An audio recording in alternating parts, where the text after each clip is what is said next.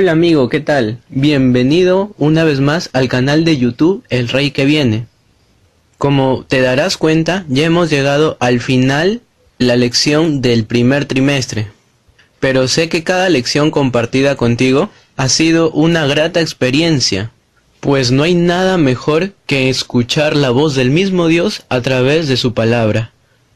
El título de la lección de esta semana es Yo hago nuevas todas las cosas. Tal vez al escuchar este título se nos viene a la mente la promesa que un día Jesucristo hizo, que iba a venir otra vez para poder llevarnos a las moradas eternas, la cual se registra en San Juan 14. Vamos a leer juntos el versículo de memoria de esta semana, que se encuentra ubicado en Apocalipsis 21:5. Leamos. Y el que estaba sentado en el trono dijo: He aquí, yo hago nuevas todas las cosas. Y me dijo: Escribe, porque estas palabras son fieles y verdaderas. ¿Sabes, querido amigo? Una de las cosas que Dios hará nueva es la tierra, pues en Apocalipsis 21:1 nos mencionan de una tierra nueva. Y esto hace alusión a que en realidad Dios establecerá una tierra completamente nueva. Es decir, ni siquiera va a reciclar tomando las partes de la tierra antigua para hacer una nueva, no. Nuevo quiere decir que es algo completamente diferente y mejor. Así como cuando tú pierdes tu celular o se te malogra porque se cayó al agua, compras uno que es totalmente nuevo. ¿Ah? Así es la tierra que Dios nos ofrece, una tierra renovada. Bien, ahora yo te hago una pregunta. ¿Te acuerdas en qué consistía la apertura del quinto sello? Hace ya algunas semanas estudiamos los 7 sellos, ¿verdad? El quinto sello es una pregunta que hacen las almas justas. Y la pregunta es: ¿hasta cuándo, soberano Señor, santo y veraz, seguirás sin juzgar a los habitantes de la tierra y sin vengar nuestra muerte? Que eso se encuentra registrado en Apocalipsis 6:10. Aquí en este pasaje, la palabra juzgar viene de krineis, en el idioma original, y la palabra vengar viene de ekdikeis, también en su idioma original. Por eso es que en el capítulo 19 utiliza las dos mismas palabras para juicio, es decir, el juicio que describe a la caída de Babilonia. Hay una estrecha relación entre la oración del quinto sello por todos los santos y la caída de Babilonia. Vamos a hablar sobre el milenio. Existen 3 posturas sobre el milenio.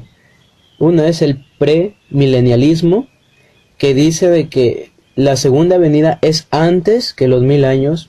El segundo es postmilenialismo, que dice que la segunda venida de Jesús es posterior a los 1000 años. Y el otro es el amilenialismo, que dice que los 1000 años son simplemente simbólicos. Pero esta última posición no puede ser correcta, pues de lo contrario, la resurrección que experimentarán los muertos al comienzo del milenio tendría que ser una resurrección espiritual. Y está bien que en los últimos tiempos va a haber un reavivamiento espiritual, pero Jesús ofreció incluso la resurrección y la vida eterna. Y además de él se dice que resucitó de entre los muertos, pero su resurrección no tendría sentido si es que los muertos en Cristo no van a resucitar al fin del tiempo. Por eso esta tercera posición, el amilenialismo, no tiene sentido. La postura que tiene sentido es el premilenialismo, y vamos a verlo con las evidencias bíblicas del Apocalipsis. La primera evidencia es la estructura que tiene el Apocalipsis. ¿Cómo así? A partir del capítulo 12 se presentan los sucesos en orden en el tiempo del fin. Por ejemplo, en el capítulo 12 se habla del dragón, en el capítulo 13 de la bestia y también ahí mismo del falso profeta. Y además Babilonia se presenta en ese orden en el cuadro del tiempo del fin. Y el milenio se menciona después todavía, en Apocalipsis 23. Si esto es así, la segunda venida es antes del milenio. La segunda evidencia es lo que nos dice el pasaje de Apocalipsis 20, 4 y 5. Específicamente las frases volvieron a vivir del versículo 4 y la palabra resurrección del versículo 5, pues esto da a entender claramente de que no es una resurrección espiritual, lo que se está dando a conocer aquí que es una resurrección completamente corporal.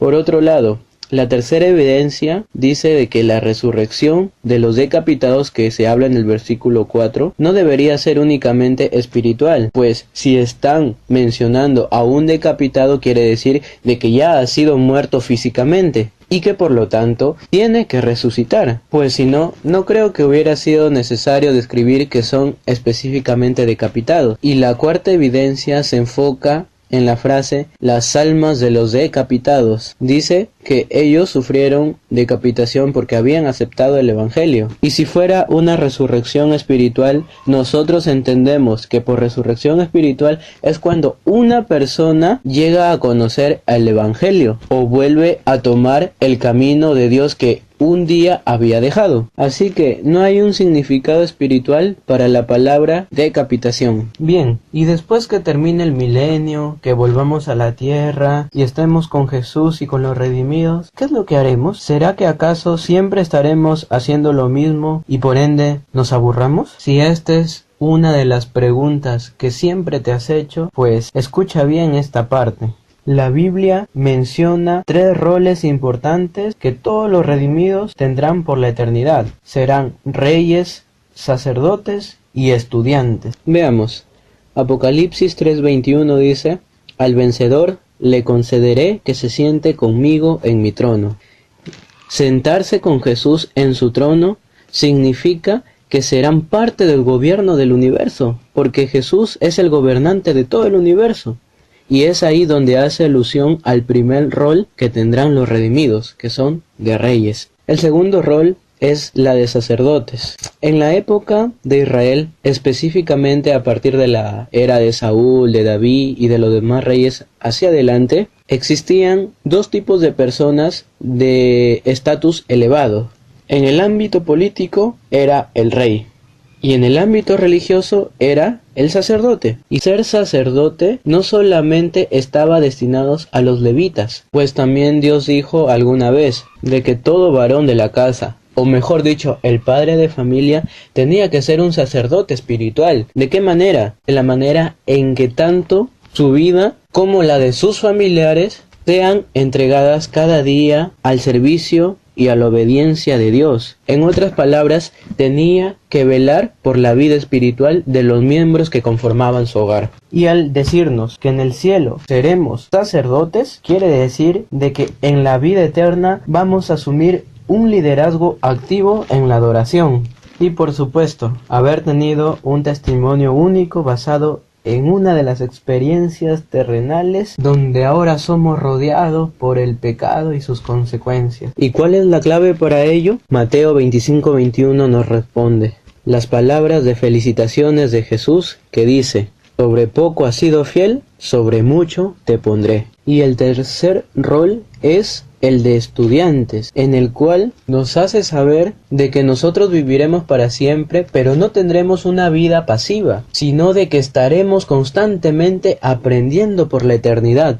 Y esto es algo muy hermoso realmente, pues una de las esencias que Dios ha puesto en nuestro ser es la curiosidad. Y eso lo refleja una persona desde sus primeros años de vida, porque un niño está constantemente preguntando a sus padres: ¿por qué el sol sale todos los días? ¿Por qué el agua me moja? ¿Por qué el agua se evapora? Y así, cuando hemos sido chicos, le hemos bombardeado de preguntas a nuestros padres que de repente hemos llegado al punto de ponerles en aprieto. Y quiero recalcar de que hay muchas preguntas que aquí en esta vida y en esta tierra no vamos a poder resolver. Pero cuando lleguemos a la eternidad, Jesús mismo personalmente nos va a estar enseñando y revelando todos los secretos y los misterios del mundo, desde un átomo más pequeño hasta la inmensidad del universo y su funcionamiento.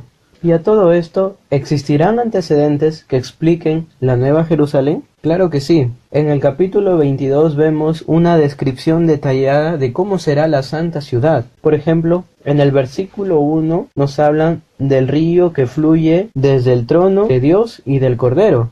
Y en el versículo 2 nos hablan del árbol de la vida, los cuales inmediatamente llevan nuestra mente hacia el jardín del Edén. Nos recuerdan a la hermosa casa que Jehová había dado en un inicio a Adán y Eva. Además, en el pasaje de Apocalipsis 21:11 nos hablan del resplandor de la ciudad y la forma cúbica que ésta tiene, lo cual nos hace recordar al tabernáculo y al templo, dando a entender de que ahí hay otro antecedente que explica esta santa ciudad. Además, el mismo nombre de la Nueva Jerusalén nos trae a la memoria la ciudad santa donde reinaba David, es decir, en Judea. Y así, como Dios habitaba con su pueblo en Jerusalén en el tiempo antiguo, en la Nueva Jerusalén también Dios va a habitar con los redimidos por la eternidad.